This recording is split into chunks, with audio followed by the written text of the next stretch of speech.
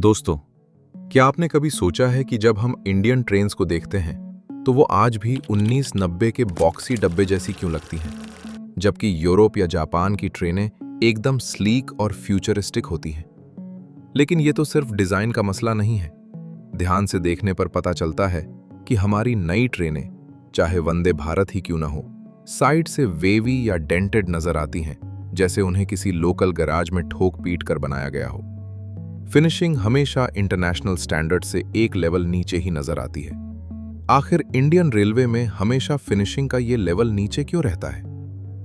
इसके पीछे 4 बड़े इंजीनियरिंग, कॉस्ट और पॉलिटिकल कारण हैं, जिसकी शुरुआत होती है डिजाइन फिलॉसफी और मैन्युफैक्चरिंग टेक्निक्स से।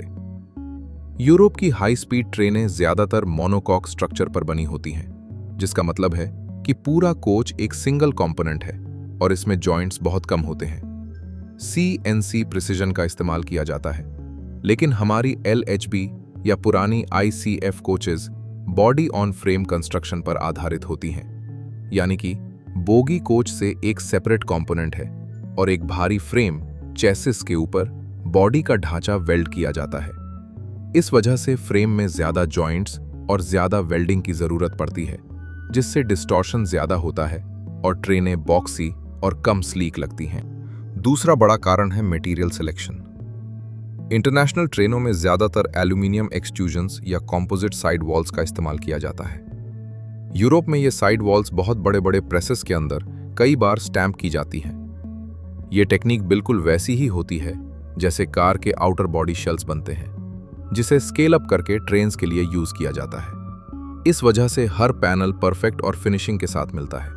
लेकिन भारत में ज्यादातर कोचेज में 2 से 4 मिलीमीटर थिकनेस की कॉटन स्टील या स्टेनलेस स्टील की शीट्स यूज होती हैं। चूंकि हमारे पास बड़े स्टैंपिंग प्रेसेस नहीं हैं, इन कोचेस को भी काइंड ऑफ जिग्स पर लगाकर, यानी जिग्सॉ पजल की तरह 50 अलग अलग शीट्स यूज करके जॉइंट्स पर वेल्ड किया जाता है। जब इतने सारे पीसेस को जोड़ा जाता है तो प्रिसिजन खो जाता है और फिनिशिंग नहीं आती। तीसरा और सबसे जरूरी कारण है वेल्डिंग टेक्निक, जो इन डेंट्स को जन्म देता है। यूरोपियन ट्रेन्स के अंदर हमें प्रॉपर रोबोटिक वेल्डिंग नजर आता है। इन वेल्ड्स की परफेक्ट डायमेंशनल एक्यूरेसी होती है, जहां ज्यादा या कम पिघलने का हिसाब नहीं होता। इससे ट्रेन को एक एयरक्राफ्ट लाइक फिनिशिंग मिल पाती है। लेकिन भारतीय कोचेज में, जो कि बॉडी ऑन फ्रेम है, मैनुअल वेल्डिंग और स्पॉट वेल्डिंग की जाती है। जब मैनुअल तरीके से वेल्ड किया जाता है तो वहां प्रिसिजन खो जाता है और वेल्डिंग की अनइवन हीट से मेटल में थर्मल डिस्टॉर्शन आता है, जिससे कोच की आउटर वॉल पर समुंदर के वेव्स या अंडुलेशंस जैसा टेढ़ा मेढ़ा डिजाइन नजर आता है। इसके अलावा पेंटिंग में भी बड़ा फर्क है।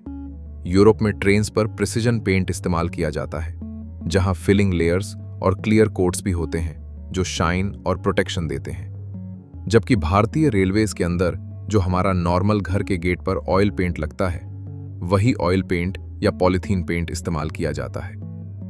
इन सभी का मूल कारण एक ही है। भारत में हर चीज के मुकाबले कॉस्ट को टॉप प्रायोरिटी पर रखा जाता है।